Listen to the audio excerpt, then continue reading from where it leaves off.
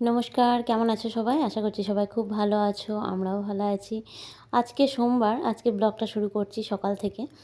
আজ আমার মেয়ের স্কুলের ছুটি, বাড়িতেই থাকবে ও। তো সকাল সকাল শুরু করে দিয়েছি রান্নাবান্নাও। সব মানে চা খাওয়া এগুলো হয়ে গেছে। এখন রান্নাবান্নাটা চলছে, টিফিনের ব্যবস্থাটা।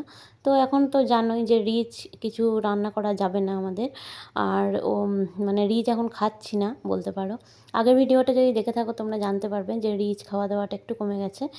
সেই জন্য অল্প তেলে আলুটা ভাজার জন্য আলুটা প্রথমে সেদ্ধ করে নিয়েছি, তারপরে এরকমভাবে ভেজে নিয়েছি। আর নতুন আলু এরকম করে ভেজে যদি মুড়িতে মাখিয়ে খাওয়া যায় তাহলে তো খুবই ভালো লাগে। আর আটা ময়দার চলটা তো সকাল থেকে আমার বাড়িতে নেই বললেই চলে। একমাত্র মেয়ে যদি টিফিন নিয়ে যায় বা ও যদি টিফিন নিয়ে যায় তখন সকালে আমি আটা বা ময়দার পরোটা কিংবা রুটি করি। তো বাড়িতে যদি থাকি আমরা মুড়িই বেশিরভাগ খাই। আর ও চলে গেছিলো বাজার, সেখান থেকে সব সবজি নিয়ে এসছে। আর আমাদের বাড়িতে এখন সবজিটাই বেশি আসছে, মানে গাজর, বিনস এগুলো বেশি লাগছে। আর ফুল নিয়ে এসছে, আমি পুজো করব। আর ধনেপাতা বাটাটা খেতে বেশ ভালো লাগতো চাটনির মতো, কিন্তু সেটাও এখন ভয় করতে পারছি না যে ও খেতে পাবে কি না পাবে। তো আমি বসে গেলাম পুজোতে, ও ফুলের জন্য অপেক্ষা করছিলাম। ফুল নিয়ে চলে এসছে, পুজোটা আমি এবার সেরে নেব।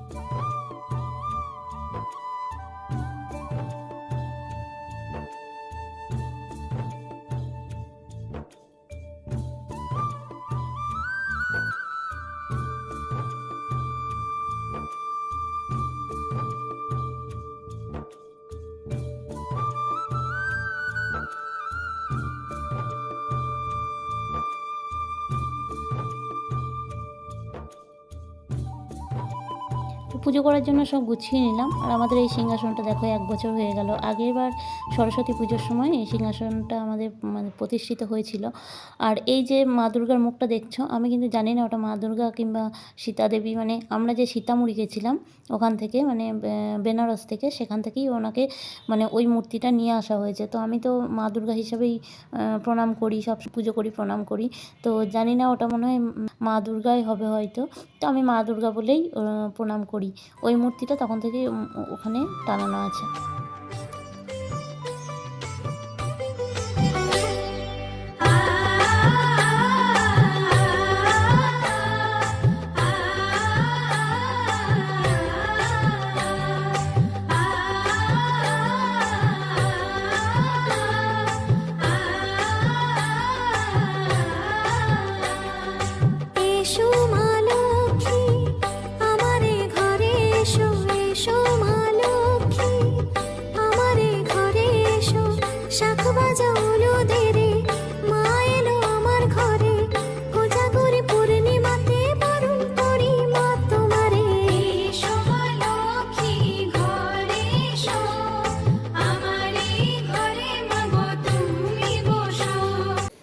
পুজো করার পর টিফিন করে নিলাম। টিফিন করার পরেই তো একটু চায়ের দরকার হয় আমার। জানি না এই নেশাটা কবে ঘুচবে। মানে চায়ের নেশা মনে হয় সবচেয়ে বড় নেশা আমার মনে হয়। আমি এটা কিছুতেই ছাড়তে পারছি না, অনেক চেষ্টা করে। তো তোমাদের কাছে যদি কোনো টিপস থাকে মানে চায়ের নেশা ছাড়ানোর, তো আমাকে দিতে পারো, তোমরা কমেন্টে জানাতে পারো। আর এখানে আমি রান্না করব হচ্ছে পালং শাক বেগুন দিয়ে আর শাক দিয়ে, মানে পালং শাক দিয়ে আর বেগুন দিয়ে হচ্ছে পালং শাক। আর এখানে ভাত বসিয়ে দিয়েছি, ভাতে আলু আর বেগুন দিয়ে দিয়েছি। আলু দিয়ে বেগুনটা সেদ্ধ কিন্তু ভালো লাগে। আমি আগে জানতাম না অতটা, বেগুন পোড়াটাই বেশ ভালো লাগতো, কিন্তু আলু দিয়ে বেগুন সেদ্ধ যেটা, সেটা যদি মাখা যায় আর যদি একটু জিরে আর তেল, মানে গোটা জিরে আর তেল দিয়ে যদি ওটাকে মাখা যায়, মানে ফোড়ন যেটা গোটা তেল, জিরেতে আর তেল ভেজে যদি ওটা দেওয়া যায় তাহলে কিন্তু খুব ভালো লাগে। আর আমাদের তো এখন ঝাল মশলা সব কিছুই বারণ, সেই জন্য এরকম করেই একটু খাচ্ছি। এখানে আমি অল্প মানে একটা বড় রসুনকে থেঁতো করে নিয়েছি, সেটাই দিয়েছি শাকে, মানে শাকটাতে। কারণ হচ্ছে বেশি রসুন তো দেওয়া চলবে না, আদা তো একদমই না। আর একটু চিকেন নিয়ে এসেছে, যেহেতু রবিবার ছিল কালকে, তো কালকে মেয়ে স্পোর্টস ছিল, চিকেনটা হয়নি, আজকে মেয়ের ছুটি আছে, তো ভাত দিয়ে চিকেন খেতে খুবই ভালোবাসে, সেই জন্য আজকে চিকেন আনা হয়েছে। আর সেটা একদম পাতলা করে ঝোল হবে। আর যেহেতু পাতলা করে হবে সেই জন্য সব অল্প অল্প মশলা, মানে আদা তো একদমই নিইনি, জিরে বাটা যেটা আছে ওটাই দিয়ে দেবো। আর ওর সঙ্গে কয়েকটা রসুন নিয়েছি আর দুটো মতো পেঁয়াজ দেবো। আর আলু দিয়ে পুরো ঝোল হবে একদম, মানে রিচ যেন না থাকে। আর এদিকে দেখো পালং শাকটাও হয়ে এসছে। এটার মধ্যে আমি নুন, চিনি আর হলুদ দিয়েছি। আর ফোড়নে দিয়েছিলাম 5 ফোড়ন। আর তোমাদের বললাম যে রসুন দিয়েছি 1 কোয়া থেতো করে। এই শাকটাও কিন্তু খুব ভালো লাগে ভাতের সঙ্গে, খুবই ভালো যায় পালং শাকটা।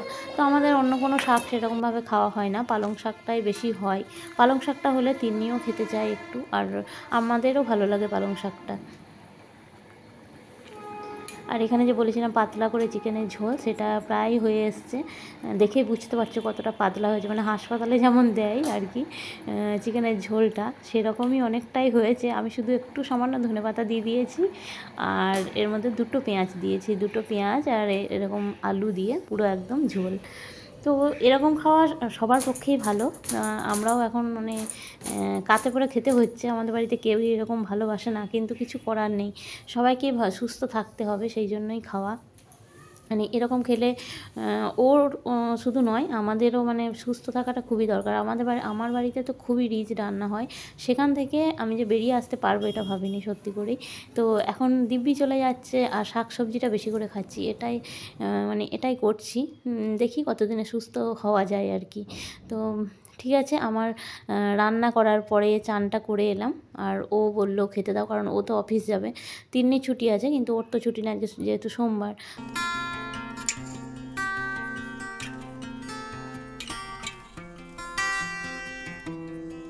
আর এখানে ভুরু দুটো দেখো একদম অসুরের মতো হয়ে গেছে। মানে আমি নিজে এটাকে করতে চাইছি না, পার্লারে যাব একবার, আইব্রোটা বানিয়ে আসবো একটু পার্লারে গিয়ে।